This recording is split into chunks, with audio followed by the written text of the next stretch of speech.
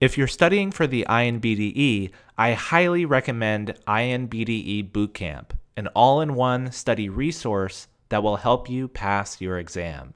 Use coupon code MENTALDENTAL for 10% off. Hey everyone, Dr. Ryan here, and welcome back to Mental Dental. Thank you so much for joining me here on YouTube. In this video, I want to talk about choosing your friends wisely. And while I'm gearing this video toward dental students specifically, this information is applicable to whatever stage of life you may find yourself in. First off, dental school, if you don't know this already, is basically a smaller high school, complete with the cliques, the drama. You have, on average, 80 students per class, and everyone knows everybody's business.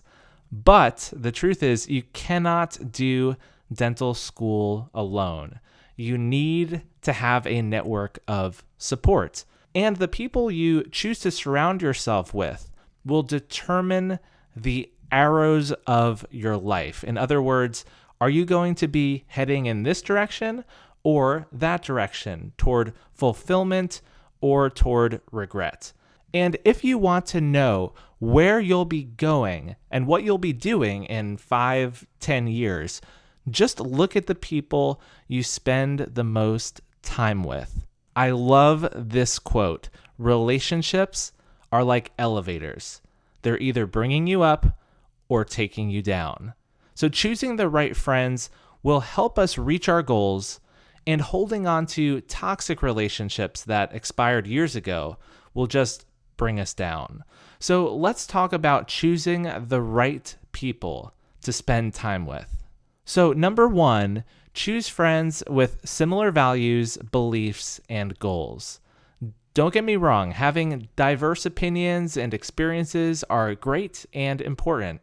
But when it comes to your core beliefs, your core values, and the goals you set for yourself, it's best to hold your core friendships with like-minded people. This way you can hold each other accountable, and you don't have to worry about being negatively influenced by someone who doesn't have the same integrity, the same ethical standards, things like that. At the same time, it's good to, number two, choose friends who balance you out. And what I mean by that is we all have strengths and weaknesses. Maybe I'm empathetic, but not really considerate of my own well-being. Or I'm a good planner, but I struggle with being spontaneous. And with the right friends around you, you can share your strengths and receive your weaknesses. So maybe one friend checks in on you occasionally and holds you accountable to take care of yourself. And maybe another friend helps you to be more spontaneous and encourages you to step out of your comfort zone. Maybe a friend who is great at organizing can help you organize, or a friend who is great at decorating helps you decorate. A friend who's great at studying helps you study. When we tap into the skills and strengths of our friends in areas where we ourselves may be weak, and we in turn offer our skills and our strengths to those around us, everyone wins. Number three, choose friends who are mostly positive. First of all, nobody's perfect. We can't expect our friends to be positive all the time, but no one wants a friend who is negative all the time. And that's a surefire way to bring your mood down. We want to surround ourselves with people who are generally uplifting. Think about some of the most recent conversations you've had with some of your friends. What do they sound like? Were they motivating? Were they encouraging? Were they inspiring? Or were they discouraging? The best friends are there to listen, give advice when it's warranted, and above all, to lift our spirits. So with all of that said, I want you to apply this with an exercise, and we're going to catalog our friendships. So I want you to start by writing down your top 5 or your top 10 friends. Not who you like the most, but who do you spend the most time with? Who do you talk with the most?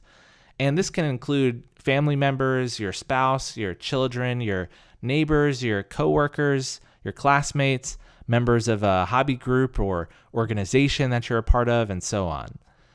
And then after you have a list of top 5, 10, 3, 20, whatever that number looks like, I want you to categorize them. And I have 3 T categories that I use to do this: treasured, tolerable, and toxic. So first off are the treasured friends. These people have similar core values to you. They have good goals. They balance out your weaknesses and are generally positive and uplifting. These people you should absolutely prioritize spending time with and pour lots of energy into those relationships. Tolerable friends are people who have some good qualities. They're generally good people, but they also have some drawbacks. Maybe they have good values and they work really hard, but they're just negative all the time. Or maybe they're positive and they're encouraging, but they have the exact same weaknesses that you do. And so they're not really helping you grow to be a better version of yourself. These people you can definitely spend time with, but you should be careful to limit your time spent with them. And then finally, the toxic friends. These are frankly just not good people, or at least they're not good people for you. And they are discouraging, they're draining, they are self-serving, they do not benefit you at all. And these people you should not spend any time with. And up until about 2 years ago, I never had to block anyone from my life. But meeting a particularly toxic person totally changed my perspective on this.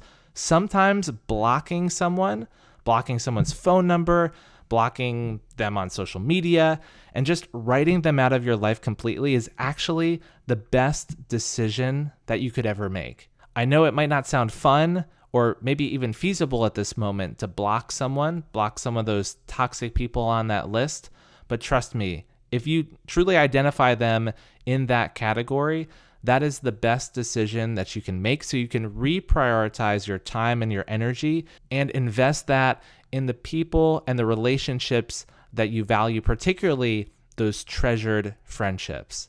And that's one of the keys to getting through some of the most challenging experiences and seasons of our life, having treasured people around us that make this really strong support network that can help support us through those difficult moments. Guys, that's the video. I hope you liked it. I loved doing it from Charlotte, North Carolina.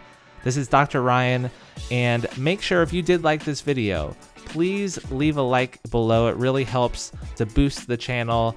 It helps with the whole algorithm and all of that stuff. So I really appreciate that. And also leave a comment below letting me know what you thought of this video. Also, if you haven't already, please consider subscribing to also help the channel grow. I really appreciate that as well. Guys, that's it for this video. Thank you again for watching. And until next time, catalog those friendships, invest in that support network, and it will really help you grow and thrive in the long term. God bless you, and I'll see you in the next video.